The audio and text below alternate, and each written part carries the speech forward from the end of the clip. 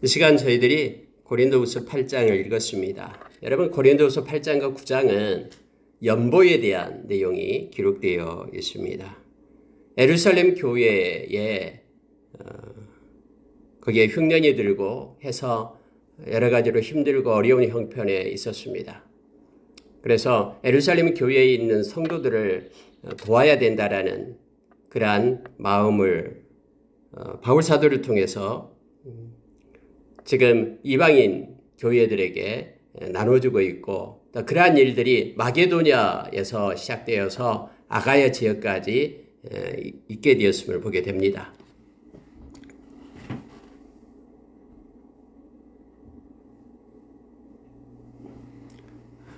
예, 마이크 이제 잘 나온가요? 예. 오늘 여러분 읽은 말씀 가운데 우리가 어떻게 연보를 해야 되고 또 어떤 이유로 연보를 해야 되는지를 말씀은 조명해 주고 있습니다. 몇 가지를 나누고 기도하는 시간을 갖겠습니다. 여러분, 먼저 8장 1절에 보니까요, 형제들아, 하나님께서 마게도냐 교회들에게 주신 은혜를 우리가 너희에게 알리노니 해서 마게도냐 지역이 나옵니다. 여러분, 마게도냐 지역은 바로 2차 전도 여행 때 바울 사도가 말씀을 외쳤던 처음 부분, 그러니까 빌립보, 데살로니가, 이 지역이 마게도냐 지역입니다. 그리고 다음에 내려와서 이제 아테네로 해서 고린도로 갔잖아요. 아테네, 고린도, 이 지역은 아가야 지역이 됩니다. 지금 고린도 전후서는 아가야 지역에 있는 고린도를 향하여 말씀을 전하고 있는 거기 때문에 먼저 지금 8장 1절부터요. 뒤에 보면은 5절까지의 내용은 마게도냐 지역의 교회에 대한 내용을 말하고 있습니다. 하나님께서 교회들에게 주신 은혜를 내가 너희들에게 알려준다라고 말하는 겁니다. 왜냐면요, 이 아가야 지역, 고린도 교회 지역에서도 1년 전부터 예루살렘에 있는 그러한 흉년이 들고 어려움에 처한 그러한 예루살렘 교회의 교인들을, 성도들을 돕기 위한 그러한 연보를 하기 시작했거든요. 그런데 아가야 지역에 있는 고린도 지역에 있는 교회에서는 이것을 성취를 못했어요. 지금까지 그냥 일을 끌고 있는 거예요. 그런데 마게도냐 지역에 있는 빌립보나 데살로니가 그 지역에 있는 교인들은 이렇게 연보를 해가지고 가난하고 힘든 그런 예루살렘 교회에 연보를 이미 했거든요. 그래서 바울 사도는 고린도 교회에게 너희들이 시작한 지는 1년이 지났는데 아무것도 성취하지 못하고 있으니까 이 문제에 대해서 다시 언급을 하는 것이 이 8장하고 9장을 말하고 있습니다. 8장에서 9장과 그곳에서 말하고 있는 거예요. 근데 이 8장과 9장이 성경에 있어서 그 연보에 대한, 헌금에 대한 내용을 가장 많이 다루고 있는 장이 되기도 합니다. 중요한 것은 우리가 하나님께 어떤 마음으로 하나님께 드리고 또 형제자매를 어떻게 섬겨야 되는가에 대해서 성경은 가르쳐주고 있는 내용이에요.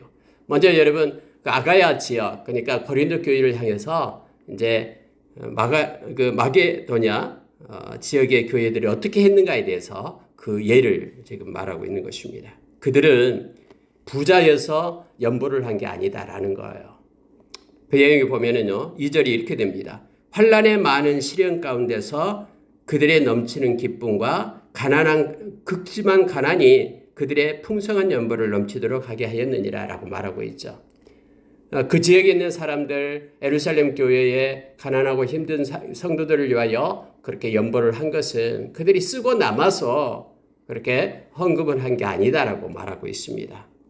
그들은 기쁨을 가지고 했다라고 말합니다. 많은 시련이 있었다라고 말하죠. 여러분, 그때 당시에 빌립보든 그리고 데살로니가든 예수 믿는 것 때문에 많은 시련이 있었습니다. 고통이 있었죠.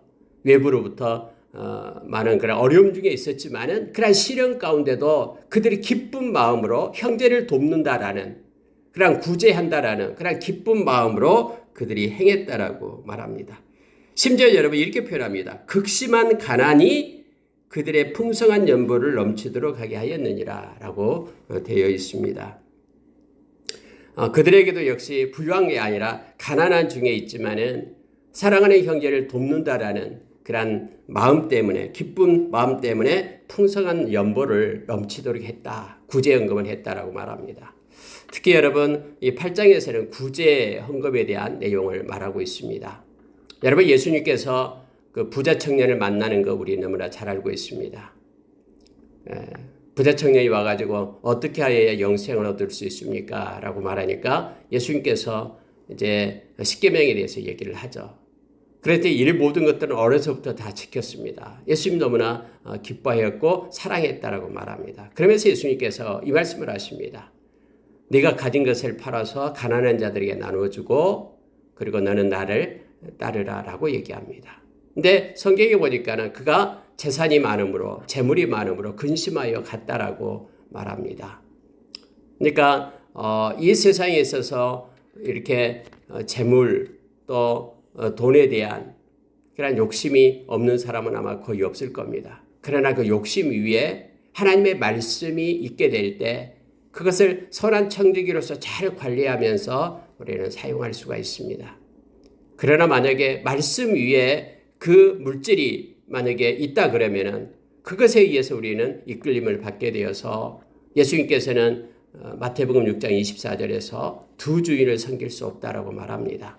하나는 예수님, 하나님 그 예수님의 말씀, 다시 말하면은 하나님이 우리의 주인이 되는 것과 또 하나는 물질이 주인이 되어서 함께 섬길 수가 없다라고 말합니다. 하나님이 이 세상에 우리에게 공급되어 주는 것은 그것을 잘 하나님의 영광을 위하여 그리고 또 이웃을 위하여 또 섬기라고 우리에게 준 일시적인 유한한 것임을 우리에게 가르쳐 주죠. 여기에 보니까요. 여기 마게도냐 교회에 있는 이들 그들에게도 역시 구제의 그러한 기쁨을 가지고 그리고 그들이 가난한 중에 있었지만 풍성한 연보를 가지고 형제를 도왔음을 말합니다. 그 부자 청년에게 예수님께서 그렇게 말씀했죠. 너가 구제할 때에 그러면 하늘의 보화가 쌓이게 된다라고 말합니다. 예수께서 유일하게 구제하고 베풀고 섬김이 곧 하늘에서 하나님의 보상이 있음을 우리에게 가르쳐주고 있음을 보게 됩니다. 그래서 우리가 사도행전에 보게 되면은요, 예수님께서는 받는 것보다 주는 것이 더 복되도다라고 말씀했다라고 그렇게 기록을 하고 있음을 보게 됩니다. 여러분 여기에 있는 마게도냐 교회는 이처럼 구제 헌금을 한 겁니다. 넘치도록 풍성하게 했다. 심지어 이렇게 표현하고 있습니다. 힘대로 할 뿐 아니라 힘에 지나도록 자원해서 했다. 언제나 여러분 헌금은 억지로 하면은 안 됩니다. 뭐 헌금뿐만 아니라 하나님의 일들은 다 그렇죠. 자원해서 하는 것입니다. 자원해서 할 때 하나님은 영광을 받으십니다. 억지로 하거나 인색함으로 하지 말라라고 성경은 우리에게 가르쳐주고 있죠. 다음에 이제 고린도 후서 9장에서도 역시 이러한 내용들이 나오고 있음을 보게 됩니다. 여러분 그 광야 시대에 모세가 이끌고 있던 그 40년간 그곳에서 성막이 지어지게 되었죠. 그 성막도 역시 자원하는 자들의 것에 의해서 지어지게 된 거고요. 솔로몬의 성전도 역시 마찬가지로 자원하는 자들이 드렸던 것에 의해서 세워지게 된 것이죠. 모든 일들이 이처럼 자원하는 자로 자원하는 것으로 이루어진다라는 것을 우리에게 가르쳐 줍니다. 여러분 베드로전서 5장 1절에서 5절에 보면은 하나님의 일도 마찬가지입니다. 억지로 하지 말고 자원해서 해라라고 말합니다. 그래야지만이 목자장 되신 우리 주님 만날 때에 시들지 않는 면류관을 받게 될 것이다라고 우리에게 가르쳐주고 있죠. 여기서도 역시 그들에게 연보를 하는 것은 풍성한 연보를 하는 것은 바로 자원해서 했다라고 말합니다. 자, 4절에 보니까 이 은혜와 이걸 바울 사도는 은혜로 표현하는 거예요. 그를 도울 수 있는 기회가 있는 것을 은혜라고 말합니다. 이 은혜와 성도 섬기는 일에 참여함에 대하여 우리에게 간절히 구하니 우리가 바라던 것뿐 아니라 그들이 먼저 자신을 주께 드리고 또 하나님의 뜻을 따라 우리에게 주었도다. 이렇게 말합니다. 먼저 그들이 그 마음을 자신을 우리 주님께 드렸다라고 말합니다. 그리고 하나님의 뜻에 따라서 그 연보를 하게 되었다라고 소개하고 있습니다. 우리가 헌금 생활을 하든 그리고 구제하는 그런 일을 하든 아니면 하나님의 일을 행하든 반드시 자원함으로 그리고 하나님의 뜻을 따라 할 것을 성경은 요청해 주고 있습니다. 그러므로 이제는 디도를 동역자인 디도를 고린도 교회에 바울 사도가 보냅니다. 여러분 디도에 대해서는 28절에 이렇게 표현합니다. 디도로 말하면 나의 동료요 너희를 위한 나의 동역자요 우리 형제들로 말하면 여러 교회의 사자들이요 그리스도의 영광이니라 하면서 디도는 바울 사도의 동역자로서 또 동료로서 교회의 사자로서 그리고 그리스도의 영광을 나타내는 그러한 하나님의 참 일꾼이었다라는 겁니다. 이 디도가 이제 자원해서 고린도 교회로 간 거예요. 그리고 고린도 교회에 가가지고 이러이러한 좋은 일, 하나님의 은혜에 참여할 것을 1년 전에 그렇게 요청을 한 겁니다. 그래서 6절에 보니까는 우리가 디도를 권하여 그가 이미 너희 가운데 시작하였은즉 이 은혜를 그대로 성취하게 하라 하였노라. 이 은혜라고 얘기합니다. 형제를 도울 수 있는 기회, 구제할 수 있는 것, 이것이 하나님의 은혜다라고 표현하면서 이것을 디도로 인하여 시작된 이 일이 성취되기를 원한다라고 말합니다. 10절에 가보니까 그렇게 말합니다. 너희가 1년 전에 행하기를 먼저 시작할 뿐 아니라 원하기도 하였은즉 이제는 하던 일을 성취할지니 마음에 원하던 것과 같이 완성하되 있는 대로 하라. 이런 식으로 해서 그냥 처음에 가졌던 그 마음대로 형제에게 사랑하고 그런 구제할 것을 이제 성취하고 마무리할 것을 요청하고 있는 것입니다. 여러분 7절에만 보십시오. 너희는 믿음과 말과 지식과 모든 간절함과 우리를 사랑하는 모든 일에 풍성한 것 같이 이 은혜에도 풍성하게 할지니라 해서 형제를 섬기고 또 구제하는 것을 갖다가 은혜라고 표현하면서 이 은혜에도 너희들이 풍성하게 하기를 원한다라고 말합니다. 이것은 명령하는 것이 아니고 바로 오직 다른 이들의 간절함을 가지고 너희의 사랑의 진실함을 증명하고자 함이로라. 여러분 중요한 말씀을 하고 있는데요. 사랑을 가지고 행하지 않는 것은 모두가 다 헛것이다라고 이미 고린도전서 13장에서 우리에게 가르쳐줬죠. 아무리 너의 몸을 불사르게 내준다 할지라도 사랑이 없는 것을 가지고 행하면은 그건 아무것도 아니다. 울리는 괭가리가 불과하다라고 말합니다. 역시 바울 사도도요 이렇게 말합니다. 너희의 사랑의 진실함을 증명하라라고 말합니다.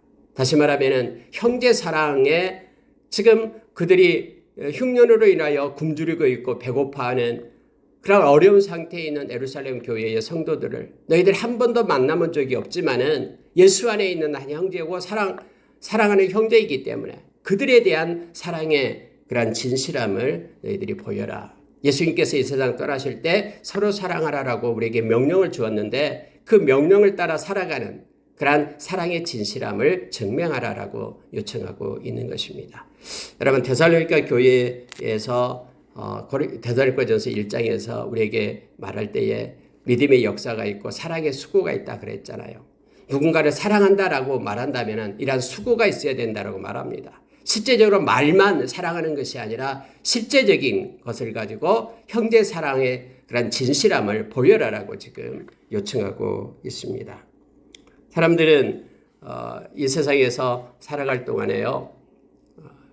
이렇게 잘못하면은 이 물질에 돈을 사랑해서 물질의 노예가 되기 쉽습니다. 그래서 물질에 따라서 삶이 좌우되고 또 인생의 길이 좌우되기가 쉽습니다.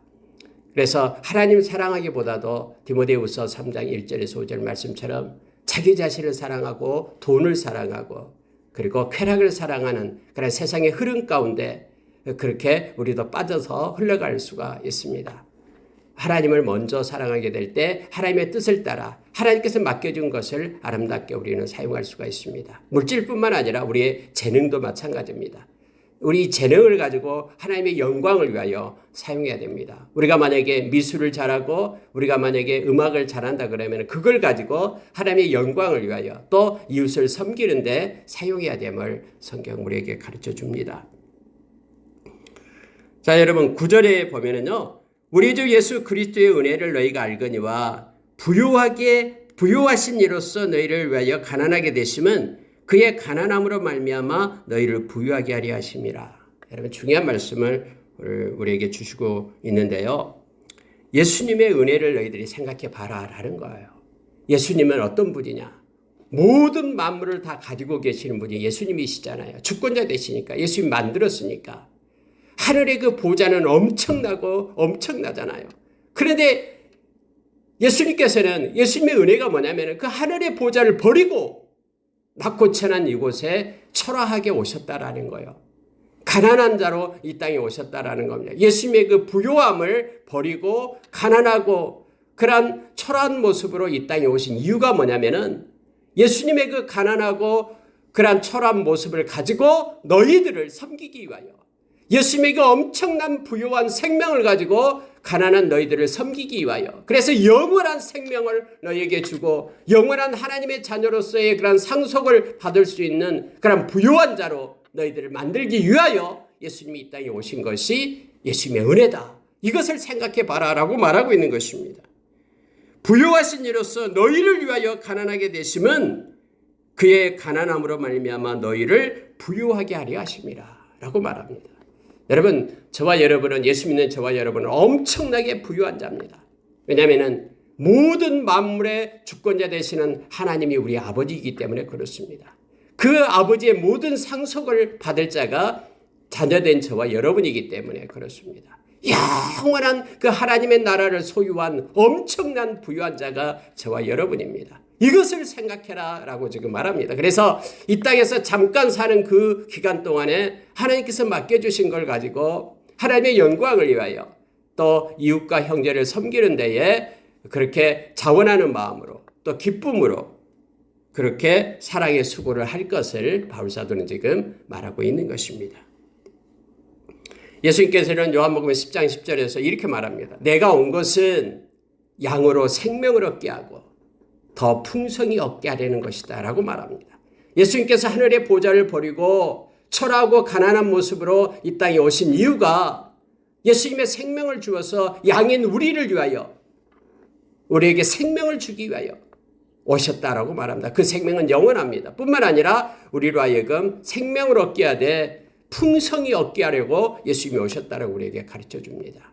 예수님을 소유한 자, 보배를 소유한 자, 질그릇 안에 보배 되신 예수님을 가진 자는 그래서 이 땅에서 가장 부유한 자고 가장 행복한 자고 큰 자임을 우리가 기억하길 원합니다. 이게 예수님께서 우리에게 주신 은혜다라고 지금 바울 사도는 가르치고 있습니다.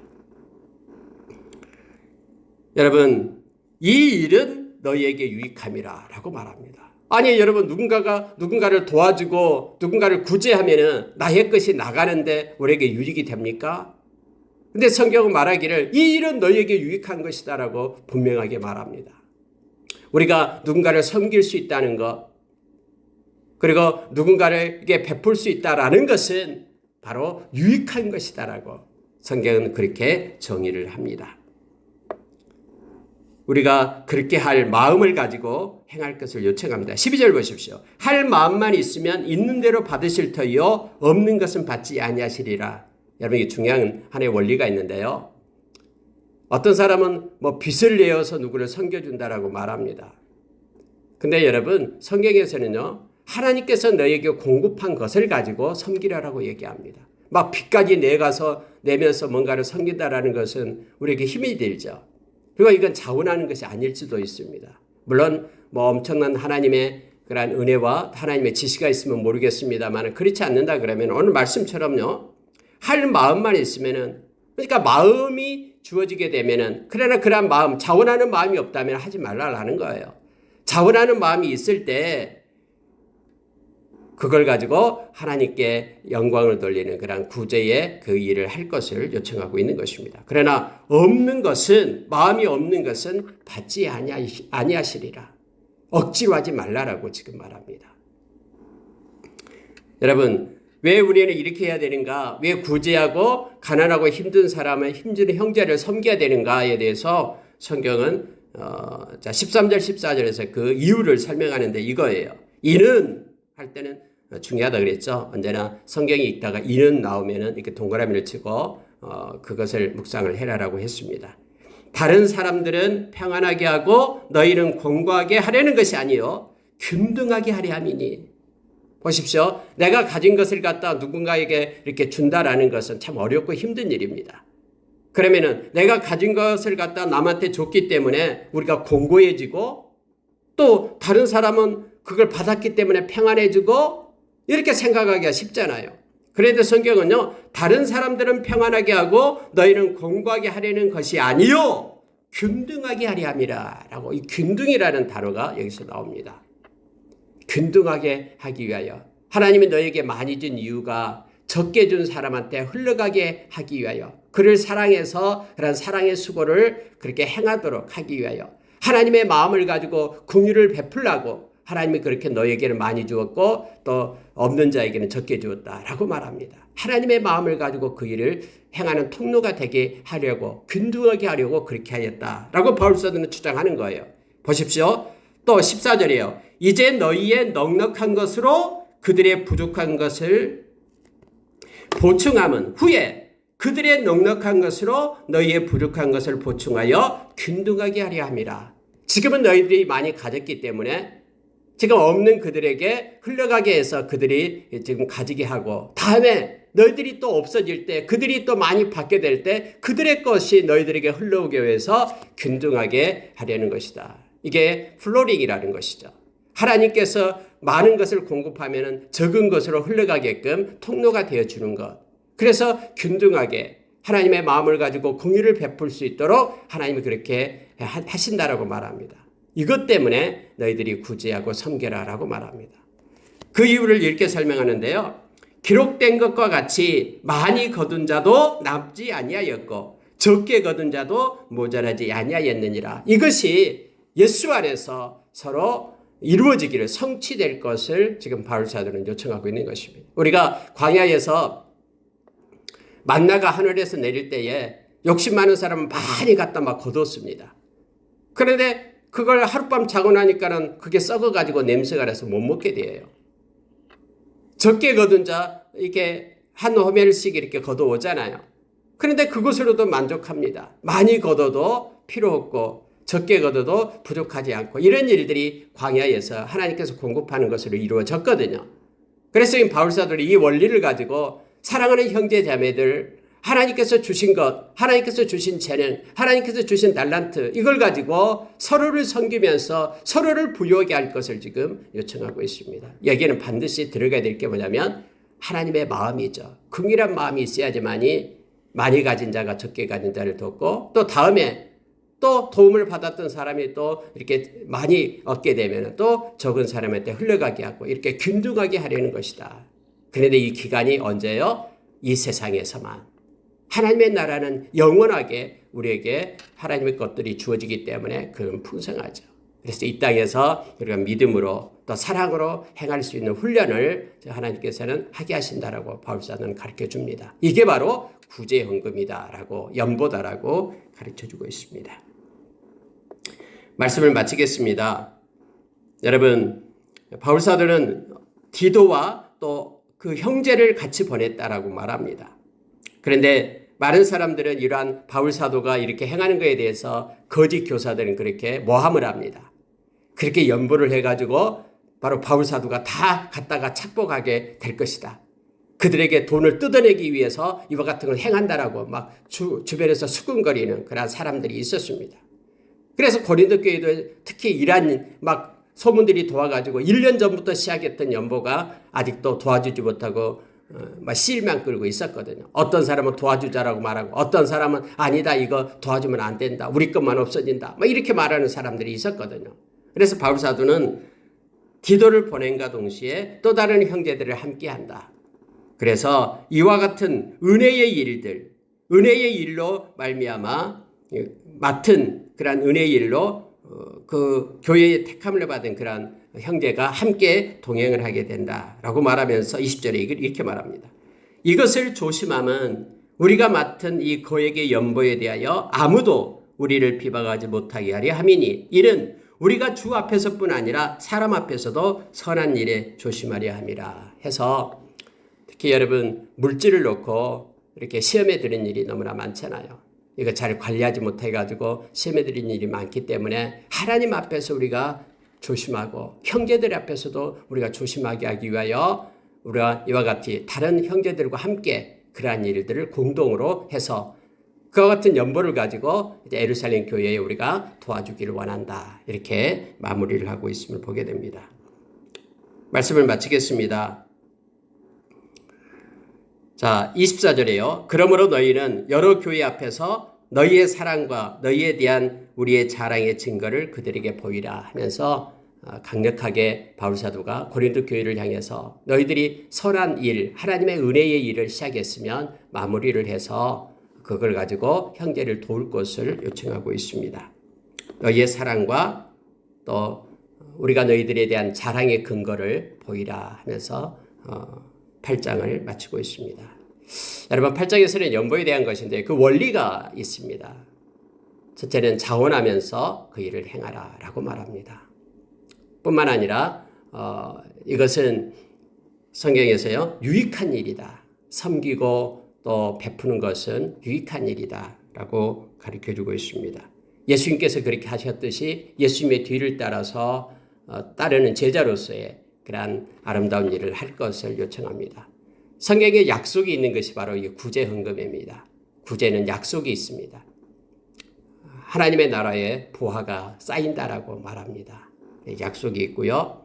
그리고 이것은 균등하게 하기 위함이다라고 말합니다. 다 내 것이 아니니까 하나님께서 공급한 것을 가지고 하나님의 마음을 가지고 서로를 섬기는 그런 일들이 교회 안에서 있을 것을 말해주고 있습니다. 그리고 이것에 대해서 악한 자가 늘 우리를 미혹하고 시험에 들게 하니까는 조심하고 깨어 있어서 이러한 아름다운 일을 성취할 것을 요청해주고 있습니다. 말씀을 마치겠습니다. 우리가 이 땅에서 하나님의 영광을 위하여 하나님의 일을 하든 아니면 형제 자매에게 구제하고 섬기는 일을 하든 모두가 다 마음의 기쁨과 자원하는 마음으로 해야 됩니다. 억지로 해서는 안 됩니다. 그것은 받지 않는다라고 지금 말합니다. 마음이 없는 것은 받지 아니하시리라 라고 하나님께서는 말씀으로 우리에게 가르칩니다. 우리가 이 땅에 자녀를 향해서도 마찬가지입니다. 자녀를 사랑한다 그러면은 자녀를 향한 수고가 있어야 됩니다. 누군가를 사랑하고 형제를 사랑하고 그리고 하나님을 사랑한다 그러면은 그런 사랑의 수고가 아름다운 수고가 그리고 기쁨으로 행함이 우리 가운데 있기를 원합니다. 하나님이 주신 걸 가지고 하나님께 영광 돌리는 선한 청지기로서의 그러한 사명을 잘 감당해서 주님 만날 때 우리가 결산해야 되는데 결산할 그때에 잘했다. 내가 적은 것에 충성했으니 내가 큰 것을 맡기겠다라는 주님의 그런 말씀을 칭찬을 받는 저와 여러분 되기를 원합니다. 아까 우리 장로님 기도할 때도 말씀했습니다마는 작은 일에 충성된 자가 큰 일에도 충성됩니다. 작은 일에 불의한 자가 큰 일에도 불의합니다. 그래서 우리는 이와 같은 것을 진실되고 정직하게 그리고 하나님이 주신 마음을 가지고 기쁨으로 주의 일을 잘 감당하는 저와 여러분 되기를 원합니다. 기도하겠습니다.